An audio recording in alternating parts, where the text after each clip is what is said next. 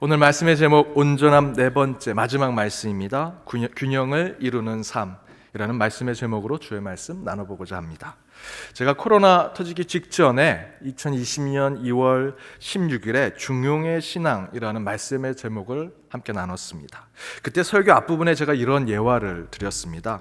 제가 부목사 때 한 교회에 이제 부임하게 되었는데 그곳에 다른 선배 목사님들이 제게 이렇게 얘기합니다. 김 목사, 잘하려고 하지 마.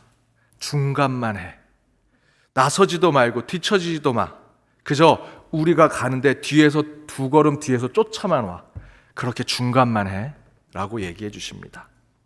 그런데 제가 미국에서 개척교회 하려고 하니까 선배 목사님들이 저를 찾아오셨습니다.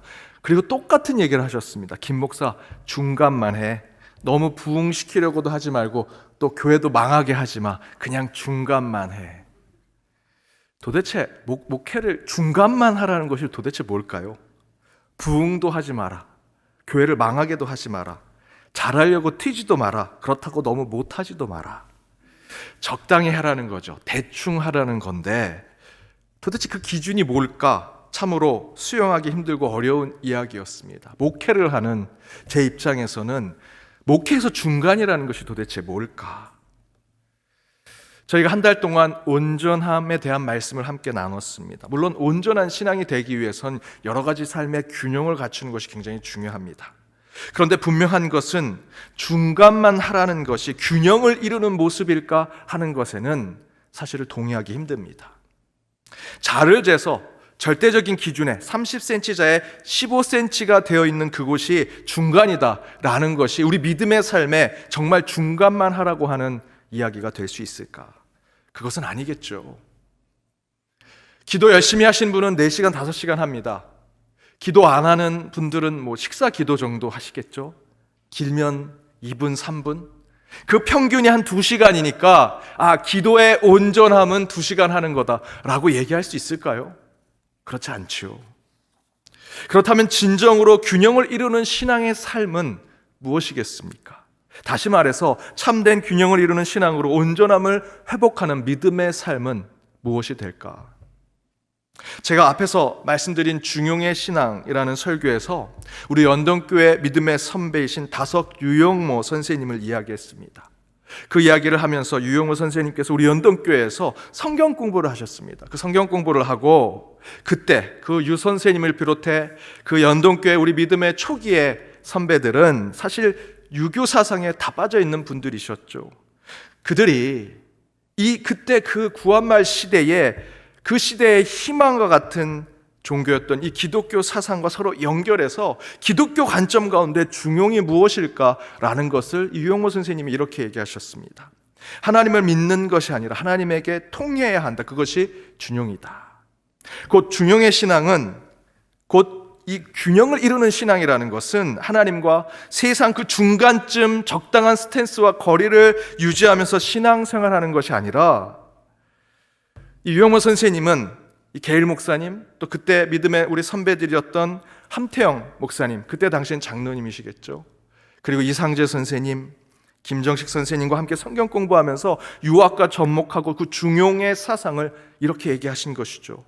하나님을 믿는 것으로만 균형 있는 신앙이라 할 수 있는 것이 아니라 믿지 말라는 것이 아니죠. 믿음을 갖는 것 중요합니다. 하지만 믿는 것으로 중용과 균형을 얘기하는 것이 아니라 하나님을 통해 생각하고 하나님을 통해 행동하는 신앙이야말로 진정한 균형을 이루는 신앙이다라고 얘기하신 것입니다. 다시 말씀드리면 균형 있는 신앙은 시소 게임 하듯이 그 중간에 어디쯤 그 시소가 딱 평행을 이루는 곳에 서 있는 것이 아니라 유영모 선생님의 말씀대로 하나님과 함께 있는 것, 하나님 편이 되어 있는 것, 하나님 말씀 위에 서 있는 것이 균형의 신앙이라는 것이죠. 그때 저와 여러분이 신앙적으로 온전해질 수 있다라는 것입니다. 세상에는 워라벨이라는 표현이 있습니다. Work and Life Balance, 일과 삶의 균형을 맞추는 삶이라는 것이죠. 그렇게 워라벨의 삶, 일과 삶의 균형을 맞추는 삶을 살아야 인간은 인간다운 삶, 인간의 온전함을 이룰 수 있다라고 세상에선 얘기합니다.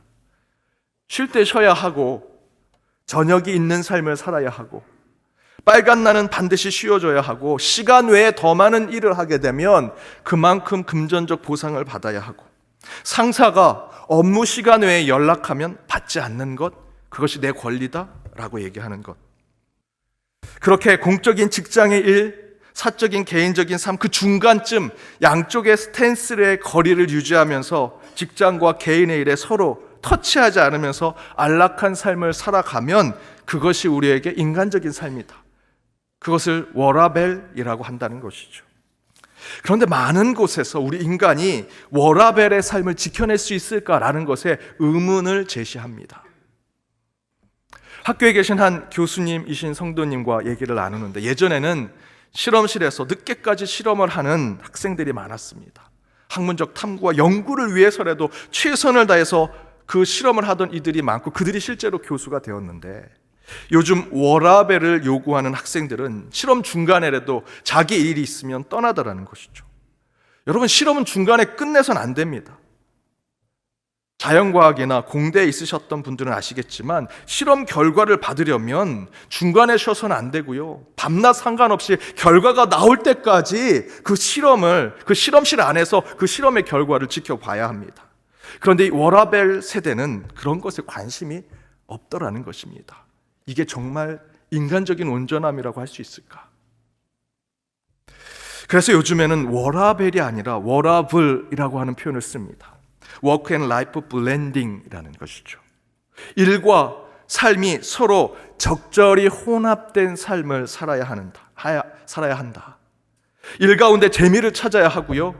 또한 삶 가운데, 일상적 삶 가운데 일을 위한 창의성을 높일 수 있는 것들을 찾아보며 살아야 한다는 것이죠. 일과 삶을 무 자르듯이 딱 기계적으로 잘라서 이것은 여기, 저것은 여기 이렇게 나눠서 일과 삶을 딱 구분해서 살아가는 것이 아닙니다. 일과 삶이 적절히 조화되는 삶을 살아가는 시대가 이제 필요한 세대가 되었다라는 것입니다. 그렇다면 워라벨이 아닌 워라블의 삶에서 우리가 가져야 할 마음가짐은 뭐가 되어야 할까? 한 신문에서는 워라블에 대해서 이야기하면서 이렇게 표현합니다. 2010년대 중반 유행한 워라벨이 일과 삶을 대립구도로 바라보며 균형을 중시한다면 워라블은 이를 통해 삶의 가치를 구현하는 라이프 스타일이다라고 얘기합니다. 워라블의 삶에는 그 삶을 지탱해주는 내 직장과 일터의 그 중간쯤 어디에 있는 것으로 균형을 삼는 것이 아니라 내 삶을 지탱해주는 일이든 내 일상의 삶이든 그것을 지탱해주는 어떤 가치가 있더라는 것입니다. 삶의 가치. 이렇게 예를 들어서 한번 말씀드려 보겠습니다. 여러분, 잠자리가 다리가 6개 있습니다. 그런데 저 지금 사진에 보듯이 이 잠자리들이 그 나무 끝에 잘 앉아 있죠. 다리 6개로 저렇게 어느 곳에 착지해서 앉아 있을 때 과학자들이 예측을 해봤습니다. 아마도 저 다리 6개가 6분의 1씩 힘을 잘 구분해서 분배해서 저렇게 잘 착륙해서 앉아 있을 것이다 라고 생각했습니다. 그런데 실제로 연구를 해보았더니 예상외의 결과가 나왔습니다. 이 다리에 6분의 1씩 힘을 분배해서 저렇게 착지한 것이 아니라 실제로는 가장 힘이 많이 들어가 있는 곳은 이 잠자리의 머리라고 합니다. 머리가 중심축이 되어 있고요. 다리는 그저 그 중심축이 되어 있는 머리를 지탱하고 있는 것에 불과하더라라는 것이죠. 몸에서 가장 중요한 것에 힘을 주고 있는데 이 잠자리는 머리에 두고 있더라. 다리가 아니더라는 겁니다. 이 워라블도 마찬가지입니다. 나만의 내 인생의, 내 삶의 가치적 중심이 되는 것이 있다면 그것이 잠자리의 머리처럼 우리 인생의 중심이 될 때 그것이 균형 있는 삶을 살아가게 되는 것이다. 이처럼 워라벨의 삶이 회사는 회사, 집은 집이라는 삶의 영역을 서로 구분해서 지켜내는 것이라면 워라블의 삶에는 회사든 내 일상적인 삶이든 어떤 삶이든 내 삶의 가치가 지켜내어질 때 우리가 균형 있는 삶, 온전한 삶을 살 수 있다는 것이죠. 그렇다면 이런 워라블의 시대의 삶을 그대로 우리 신앙 가운데 가져온다면 우리가 신앙 가운데 균형 있는 삶을 살아가기 위해서는 워라벨, 세상과 교회를 서로 완전히 구분해서 사는 것이 아니라 워라블처럼 세상이든 교회든 그 안에서 가장 중요한 영적 가치를 품고 살아갈 때 우리는 어디에선지 균형을 지키는 온전한 신앙의 삶을 살아갈 수 있다는 것입니다. 여기서 어떤 삶의 모습으로 살아가든 그 안에 중요한 영적 가치를 품고 살아갈 때 균형을 이루는 삶을 살아가게 된다는 것을 저는 이렇게 한번 비유로 준비해 봤습니다. 워라벨이나 수량적 기준으로 30cm자에 15cm에 서 있는 그런 수량적 기준을 잡아 중간에 있는 것이 균형을 갖추는 삶이라는 것은 지금 그림처럼 이렇게 중간 이 중심을 잡는 거죠. 시소의 중심의 균형을 잡는 것처럼. 그러나 이 균형의 삶은 중도, 중립, 중간을 지키는 것에 불과합니다. 이게 정말 우리 삶의 균형이 될 수 있을까? 그래서 그런 수치적 균형의 삶이 아니라 워라블처럼 어떤 위치, 어떤 모습, 어떤 상황이라도 중요한 가치를 품고 사는 삶이 될 때 균형을 이루는 삶을 이렇게 표현해 볼 수 있습니다. 그림을 보시다시피 넓은 천에 무거운 구슬 하나가 놓게 되어졌을 때 그 천에 서로 사방에 있는 자루재에서 여기가 중심이야 라고 하는 것이 균형 있는 중심이 아니라 무거운 중심에 추가되는 구슬이 어느 곳에 떨어졌을 때 그곳에 그 헝겊의 천이 다 모여들게 되는 것, 바로 그것이 워라블의 중심된 모습이라는 것이죠. 여기서 이 구슬은요, 저와 여러분의 인생의 삶에 중심된 가치와 의미를 얘기할 수 있습니다. 이 큰 헝겊의 천은 여러분의 다양하고 넓은 인생을 말하는 것이고요. 바로 그 넓은 인생 가운데 균형을 맞추는 중심은 자를 재서 수치적으로 그 가운데를 찾는 것이 아니라 우리 삶에 가장 중요하게 여기는 가치의 무거운 중력과 같은 것이 한 곳에 가라앉을 때 바로 그것이 우리 인생의 중심이 되고 내 삶의 중심이 된 균형을 갖추는 인생을 보여준다라는 것입니다. 그렇다면 그런 신앙적 워라블의 삶을 살아 우리 인생의 중력처럼 작용되는 그 가치를 통해 균형 있는 신앙의 삶, 그래서 온전함을 이루는 신앙이란 무엇이라고 할 수 있을까? 그 첫 번째는 감사라고 하는 신앙적 가치를 가지고 살아갈 때 우리는 균형을 이루고 온전함을 이룰 수 있다는 것입니다. 감사라는 가치. 오늘 본문 디모데전서 4장 4절에서 하나님께서 지으신 모든 것이 선함에 감사함으로 받으면 버릴 것이 없다고 얘기하지요. 사실 이 땅의 모든 것 하나님이 다 창조하신 것입니다. 모두 하나님의 창조적 가치와 의미가 담겨져 있는 것이지요. 단지 우리가 살아온 문화와 경험에 따라 우리는 어떤 것이 선해 보이고 악해 보일 뿐입니다. 요즘 날씨가 추운데도요, 아직도 모기가 있습니다. 저희는 아직도 모기를 잡고 다니는, 여러분은 어떠십니까?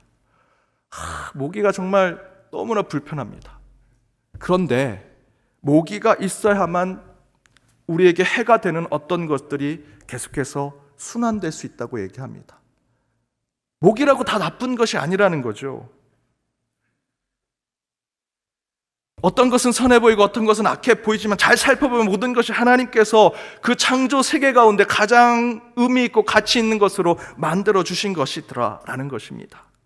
그런데 그 방법을 우리가 감사함으로 모든 것을 받고 보면 그 모든 것이 하나님이 지으신 본래의 가치를 느끼게 되고요, 그 가운데 하나도 버릴 수 없는 것을 깨닫게 됩니다. 따라서 우리는 감사라는 중력과 같은 영적 가치를 가지고 살아가면 우리가 고난의 시간을 갖던, 때로는 기쁨의 시간을 갖던, 그 어떤 것을 경험하든 그 모든 것은 하나님이 주신 것이고 하나님께 받은 것이니 감사할 것뿐이다라고 고백하게 된다라는 것입니다. 바로 그때 우리는 균형을 이루는 삶, 온전한 신앙의 삶을 살아갈 수 있다는 것이지요. 멕시코의 한 마을에 시원한 물이 나옵니다. 그런데 어느 날 그곳에 온천수가 터지기 시작했습니다. 그 마을 사람이 신이 났습니다. 차가운 물만 나오다가 뜨거운 물까지 나오니 그곳에 사람들이 모여서 같이 물놀이도 하고 또 거기에 목욕도 하고, 특별히 그 마을의 여자들은 이제 신이 났습니다. 차가운 물로만 빨래를 했는데 이제 뜨거운 물로도 이제 빨래를 할 수 있으니 얼마나 좋습니까? 많은 마을의 여자들이 모여서 그곳에 빨래를 합니다. 그 모습을 본 외국 신문 기자가 너무 신기하고 재밌어서 그렇게 열심히 빨래하고 있는 한 할머니에게 물었습니다. 할머니, 찬물과 더운 물이 함께 나오니 너무 좋으시지요? 하나님께 감사하시지요? 라고 물었더니 그 할머니가 이렇게 얘기합니다. 감사는 무슨, 어차피 주실 거면 비눗물이 쏟아지게 하시지. 이 뜨거운 물 필요 없어. 비누를 또 해야 되잖아. 불평을 한가득 하더랍니다. 이게 저와 여러분과 같은 죄 많은 인간의 모습이지요. 어떤 것에도 감사할 줄 모르는 삶. 그러나 그 불평과 불만의 삶이 180도 바뀌게 되는 것은요, 종이 한 장의 차이입니다. 그 불편스럽고 불만스러운 것에 감사의 마음을 가지면요, 뜨거운 물이 안 나와도 감사한 거고요, 찬물이 안 나와도 감사한 것입니다. 따라서 여러분, 저와 여러분이 균형 있는 신앙의 삶으로 온전함을 추구하고자 한다면 저희는 먼저 어떤 상황의 조건이든 감사라는 무거운 인생의 중심추를 가지고 살아갈 때 우리 신앙은 참된 균형을 갖게 될 것이고 그 가운데 온전함을 이루게 될 것이다 라는 말씀이지요. 고난의 인생을 살았던 욥은 인생의 균형을 잡는 것이 참으로 힘든 그 어려움을 겪고 살았습니다. 여러분 아시는 것처럼 엄청난 고난과 아픔이 있었지요. 그러나 그 엄청난 욥의 고난 가운데 욥이 끝까지 그 믿음을 잃어버리지 않고 신앙을 지켜낼 수 있었던 것은 그가 그 욥기 앞부분에 이런 신앙의 고백이 있었기 때문입니다. 주신 이도 여호와시요 거두신 이도 여호와시니 여호와의 이름이 찬송을 받으실지어다. 사랑하는 여러분, 이처럼 어떤 고난과 절망의 상황이 올지라도 그 모든 것 하나님이 주시고 또한 하나님이 거두시는 것이라면 우리가 우리의 신앙을 지키는 것은 욥처럼 어떤 상황이든 여호와 하나님을 찬양하고 그분께 감사를 고백하고 노래하는 것이 저와 여러분의 신앙이 되어야 한다는 것입니다. 여러분, 어떤 조건, 어떤 상황이든 감사하십시오. 그 감사의 신앙의 중심추가 여러분 신앙의 균형을 이루게 할 것입니다. 어쩌면 우리 신앙의 가장 중심에 감사라는 가치가 있으면 좋겠는데 때로는 내 삶의 가장자리에, 내 인생의 마지막 부분에 그 인생, 감사의 인생추가 그곳에 묵직하게 내려갈 수 있겠죠. 그러나 어떤 상황, 어떤 조건일지라도 우리 가운데 감사의 가치가 있을 때 하나님은 저와 여러분의 삶을 지켜주시리라 믿습니다. 그 신앙의 균형을 잡아주시는 감사의 가치를 품고 늘 온전함으로 나아가는 저와 여러분, 우리 연동교회가 되기를 주님의 이름으로 축복합니다. 두 번째는 예수의 이름이라는 신앙적 가치를 가지고 살아가는 자들이 되어야 한다. 예수의 이름.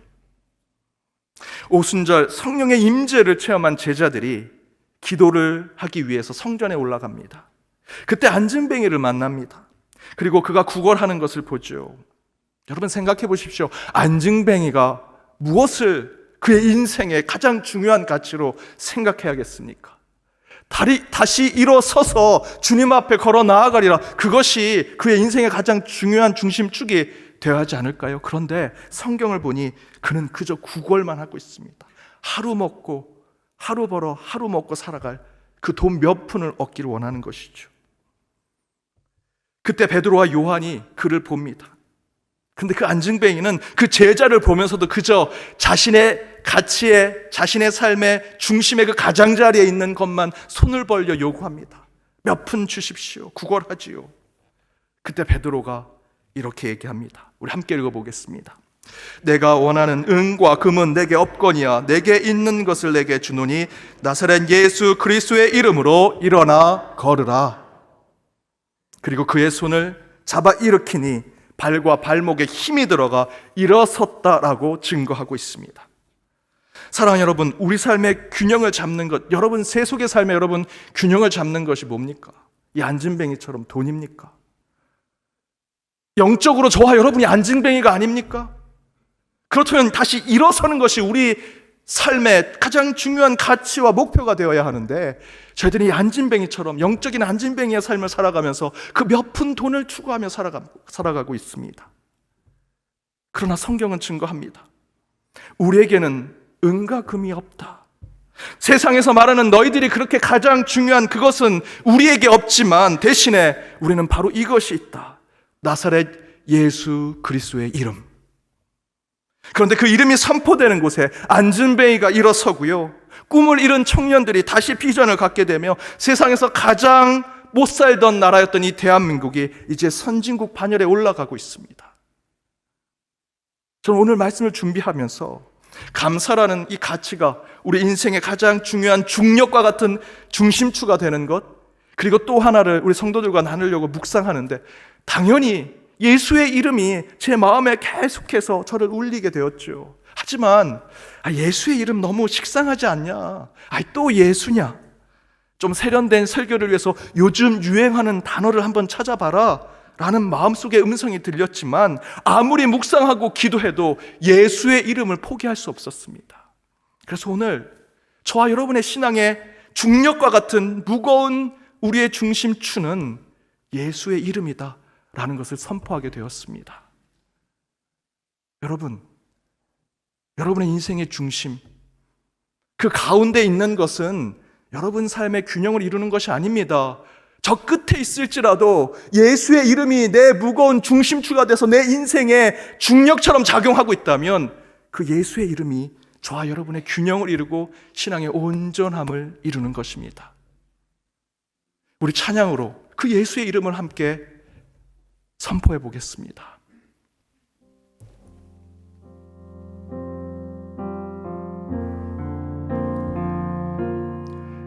예수의 이름으로 나는 일어서리라. 주가 주신 능력으로 나는 일어서리라. 원수가 날 향해 와도 쓰러지지 않으리. 주가 주신 능력으로, 주가 주신 능력으로, 주가 주신 능력으로 일어서리. 다시 한번 찬양하겠습니다. 예수의 이름으로, 예수의 이름으로 나는 일어서리라.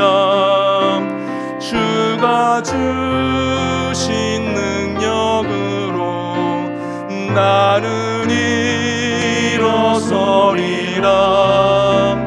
원수가 날 향해 와도 쓰러지지 않으리. 주가 주신 능력으로, 주가 주신 능력으로, 주가 주신 능력으로 일어서리. 주가 주신 능력이 무엇입니까? 여러분 손에 쥐어진 물질입니까? 여러분 세상의 위치입니까? 여러분이 갖고 있는 지식과 경험입니까? 아니요. 주가 주신 능력은 예수 그리스도의 이름입니다. 주의 이름을 선포할 때 주께서 우리 가운데 온전함을 허락하시고, 원수가 우리 가운데 올지라도 대적해 싸워 이길 힘을 주께서 주신다 말씀해 주고 계십니다. 사랑하는 우리 연동교회 성도 여러분, 예수의 이름으로 다시 일어서십시오.